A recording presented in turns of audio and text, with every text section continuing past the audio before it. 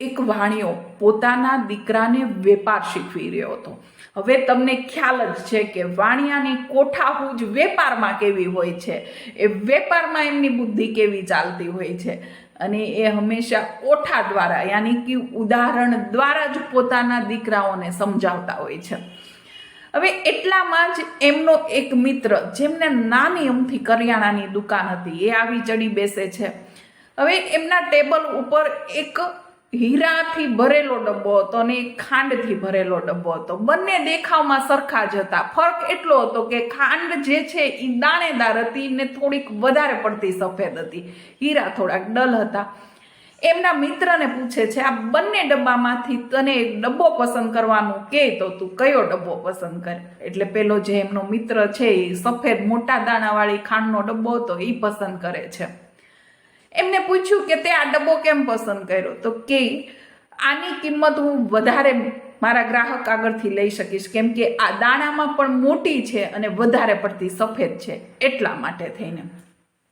એ જતો રહે છે થોડી વાર પછી. ત્યારે એમના દીકરાને કહે છે કે જોયું, એમને હીરાની જગ્યાએ ખાંડનો ડબ્બો પસંદ કર્યો. તો શું હીરાને ખોટું લાગવું જોઈએ? નહીં, કેમ કે હીરાને ખબર છે કે એની કિંમત શું છે. હીરા એવું વિચારશે કે મારે હીરા બનીને ખાંડ બની જવું જોઈએ, કેમ કે પેલા વેપારીએ તો ખાંડને પસંદ કરી છે. આપણી જિંદગીમાં પણ કંઈક આવું જ છે.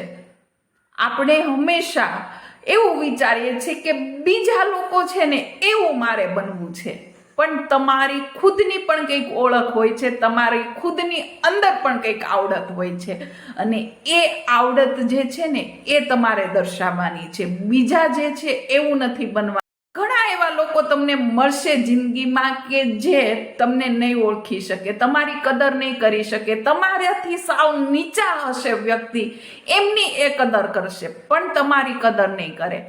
થોડી વાર પછી જ પાછો એમનો બીજો મિત્ર આવે છે, અને એ જે મિત્ર છે એ હીરાનો વેપારી હોય છે. હવે એ મિત્રને પણ સેમ પ્રશ્ન કરે છે કે આમાંથી તું કયો ડબ્બો પસંદ કરીશ? એટલે એ તો તરત ઓળખી બતાવે છે કે ભાઈ આ હીરાનો ડબ્બો છે ને આ ખાંડનો ડબ્બો છે, હું તો હીરા જ પસંદ કરીશ ને.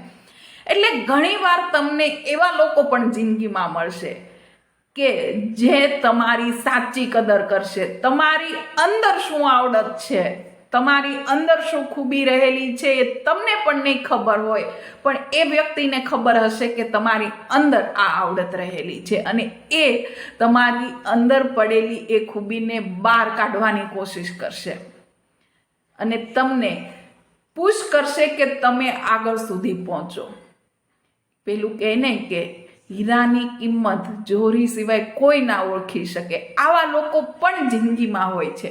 એટલે એનો મતલબ એવો છે કે કોઈ વ્યક્તિ આપણને સારા ગણે છે તો કોઈ વ્યક્તિ ખરાબ ગણે છે, પણ આપણને ખુદને પણ ખબર હોવી જોઈએ કે આપણામાં શું આવડત છે, આપણામાં શું ખૂબી છે, અને આપણને એ પણ ખબર હોવી જોઈએ કે સારો માણસ કોણ છે અને ખરાબ માણસ કોણ છે, મીઠું કોણ બોલે છે અને સાચું કોણ બોલે છે, જે હંમેશા કડવું હોય છે સત્ય, એ આપણને કોણ અરીસો દેખાડવાની કોશિશ કોણ કરી રહ્યું છે, એ પણ આપણને ખ્યાલ હોવો જોઈએ. કોઈ વ્યક્તિ કડવું બોલતા હોય પણ એ સાચું હોય, આપણને આપણો અરીસો બતાવતા હોય, તો એ ઓળખતા પણ આપણે શીખવું જોઈએ.